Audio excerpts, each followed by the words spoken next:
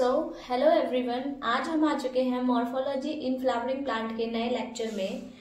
आज हम पढ़ने वाले हैं अडहेशन के बारे में। कल हमने बताया था कि स्टामिन जो है वो दो तरीके से यूनाइटेड होता है, एक अडहेशन और एक कोहेशन। अडहेशन क्या होता है? जो खुद में खुद के अलावा जो दूसरे वॉल से यूनाइटेड होता है। जैसे कि अगर मान लो स्टामिन खुद से ना चिपक के पेटल से चिपक रहा है, सेपल से चिपक रहा है, दूसरे वर्ल्स हो गए ना, या गाइनोशियम से चिपक रहा है ऐसे। और कोहेशन में क्या होता है? वो खुद में ही यूनाइटेड होता है, यानी एक स्टामिन दूसरे स्टामिन के ही चिपक रहा है, मतलब आपस में वो यूनाइटेड है एक टाइप से। ठीक है, चिपकना word is not a scientific word, united बोल दिया मैंने। एडहेशन दो टाइप से के होते हैं, एक तो होता है एपीफाइलस और एक होता है एपीपेटलस। एपीपेटलस, देखो नाम से ही पता चल रहा है कि पेटल्स का क्या मतलब होता है, कोरोला, यानी कि जो हमारा स्टामिन है वो कोरोला से अटैच करेगा। और सेकंड इज एपीफाइलस। एपीफाइलस से हमें पता तो नहीं चल रहा, बट एपीपेटलस का अपोजिट होगा, यानी कि ये किससे अटैच करेगा? पेरियांथ से। अपोजिट नहीं है, कैलिक्स नहीं है यहाँ पर। तुम सोच रहे हो कि यहाँ कैलिक्स आने वाला है, मैंने क्योंकि अपोजिट कह दिया था, बट ये मतलब एग्जैक्ट अपोजिट हम नहीं कह सकते। पेरियांथ क्या होता है? कैलिक्स और कोरोला के हम कैलिक्स और कोरोला जब एक दूसरे से अटैच होते हैं उसे क्या बोलते हैं? हम पेरियांथ। और जो हमारी एपीफाइलस कंडीशन है उसके अंदर जो हमारा स्टैमिन है, यानी कि जो हमारी एंड्रोशियम की यूनिट, एक सिंगल यूनिट को बोलते हैं ना स्टैमिन, स्टैमिन जो है वो पेरियांथ से अटैच है। ओके, तो इसका एग्जांपल आएगा लिली, और उसमें क्या एग्जांपल था? ब्रिंजल, जिसमें वो पेटल से अटैच था स्टैमिन हमारा, उसमें एग्जांपल था ब्रिंजल। और ब्रिंजल जो है वो एक सोलेनेसी फैमिली का वेजिटेबल है। कोहेशन में क्या होता है? कोहेशन में खुद से ही अटैच होते हैं स्टामिन, यानी एक स्टामिन दूसरे स्टामिन से अटैच है, और उसे बोलते हैं हम अडेल्फी।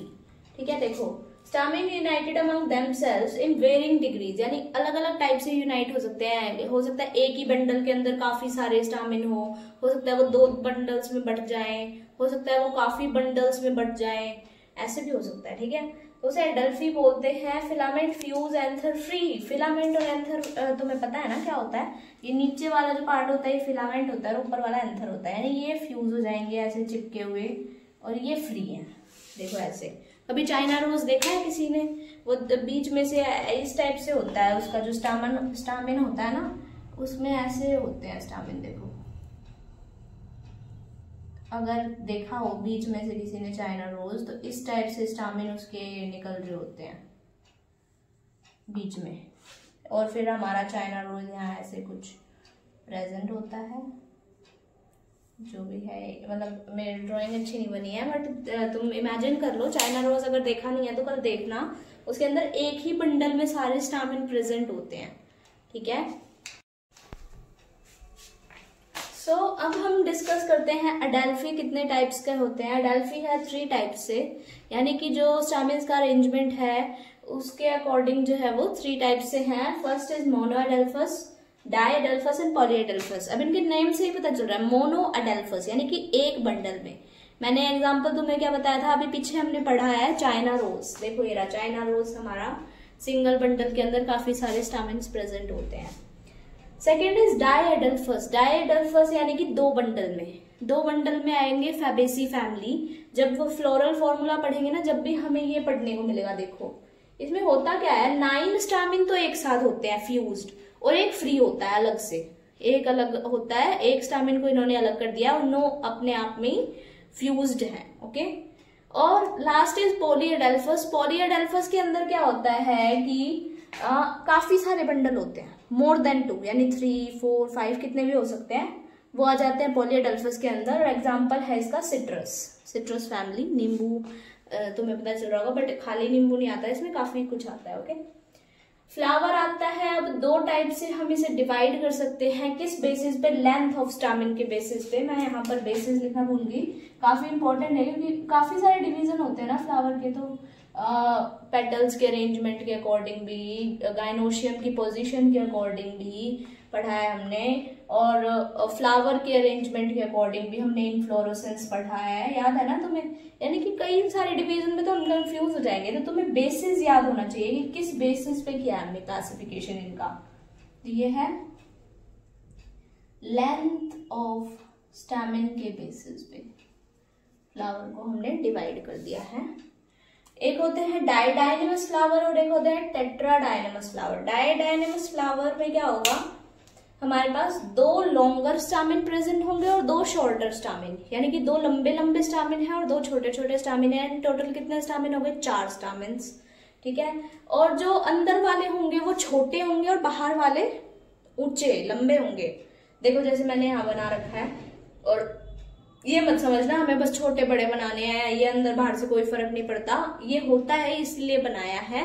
इसलिए हर एक है ना, कभी कभी ऐसा होता है कि जब हम है ना डायग्राम्स देखते हैं ना बायोलॉजी के, तो हम ये सोचते हैं ये तो हम कहीं भी कैसे भी बना सकते हैं, इधर तो ऐसे ही बना दिया हुआ। मैंने भी काफी बार सोचा है, मैं सिर्फ औरों को नहीं कह रही, बट हमेशा जो कोई चीज होती है ना डायग्राम्स में, biology is all about diagrams, तो हमेशा कुछ सोच समझ के बनाई जाती है। तो कोशिश क्या करो कि तुम एग्जैक्ट सेम नहीं तो वैसा ही तुम सिमिलैरिटी लाओ अपने डायग्राम्स में, क्योंकि मे बी तुम्हें अभी रीजन ना पता हो, बट काफी चीजें जो है वो सोच समझ के होती है। काफी चीजें होती हैं जो भाई ऐसे भी हो सकता है भाई कहीं भी पोजीशन हम कर सकते हैं, बट काफी सारी चीजें ऐसे होती है जो हमेशा अकॉर्डिंग टू लोकेशन ही बनाई जाती है। जैसे तुम देखते हो डायग्राम्स देखते हो डाइजेस्टिव सिस्टम के, तो जहां किडनी है, क्या तुम मतलब किडनी बोल रही हूँ मैं, जहां पे हमारा लिवर है या स्टमक है या इंटेस्टाइन है, क्या उसे चेंज करके तुम कहीं और बना दोगे? नहीं ना, यानी कि बहुत सोच समझ के बनते हैं बायोलॉजी के डायग्राम, इसलिए थोड़ा ध्यान रखा करो, ऐसे ही नहीं बनते। और ये मॉर्फोलॉजी के डायग्राम्स तो खासकर, क्योंकि लोकेशन पे ही सारा बेस्ड है। कभी हम गायनोशियम की पोजीशन देख रहे हैं, कभी फ्लावर की पोजीशन देख रहे हैं, तो डायग्राम्स अच्छे से देखना और अकॉर्डिंगली डायग्राम्स बनाना। देखो ये मेरा डायग्राम है, इसमें अंदर की तरफ मैंने छोटे वाले स्टेमिन बनाए हैं और बाहर की तरफ लंबे वाले स्टेमिन बनाए हैं। इसका एग्जांपल है साल्विया, यानी तुलसी की फैमिली को बोलते हैं साल्विया। यहाँ पर मैंने लिख भी दिया है शॉर्ट इनर, यानी कि इनर वाले जो स्टेमिन है वो शॉर्ट है। अब आता है टेट्राडाइनेमस। टेट्राडाइनेमस में क्या होंगे, 4 लॉन्गर स्टेमिन होंगे और 2 शॉर्टर स्टेमिन होंगे, यानी कि 4 लंबे वाले 2 छोटे वाले। टोटल कितने हो गए, 6 स्टेमिन्स प्रेजेंट हो गए। इसका एग्जांपल है मस्टर्ड। मस्टर्ड जो है ब्रासिकेसी फैमिली से बिलोंग करता है, इसका हम फ्लोरल फॉर्मूला पढ़ेंगे आगे। तो तुम याद करते चलो चीजें कि कौन क्या है, टेट्राडाइनेमस है, डाइडाइनेमस है, अगेन एंड अगेन पढ़ो, याद नहीं होता है तो ट्रिक्स बना लो थोड़ी बहुत, अगर मैंने जो नहीं बनाई है उनके अलावा बना लो। मतलब बट इतनी कॉम्प्लेक्स ट्रिक्स मत बनाने कि ट्रिक्स को याद करने के लिए ट्रिक्स चाहिए हो तुम्हें। देखो मैंने यहाँ बनाया है, इसमें इनर लॉन्गर और आउटर शॉर्टर है। देखो अंदर की तरफ वाले जो 4 स्टेमिन है वो लंबे हैं और बाहर की तरफ वाले छोटे हैं। देखो और इधर डाइडाइनेमस में क्या था, अंदर वाले छोटे थे और बाहर वाले बड़े थे, तो थोड़ा इन चीजों का ध्यान रखना क्योंकि लोकेशन मैटर्स, काफी ज्यादा मैटर करती है इसमें location. So thank you so much, आज के लिए इतना ही है। आज हमने पढ़ा एडहेशन के बारे में, हमने पढ़ा फ्लावर की डिवीजन के बारे में, एडल्फी के बारे में, काफी कुछ पढ़ा आज हमने। So thank you so much, आज के लिए इतना ही। अगर आप लोगों को मेरा वीडियो अच्छा लगा तो चैनल को लाइक कर दो, सब्सक्राइब कर दो और वीडियो को शेयर कर दो। Thank you so much.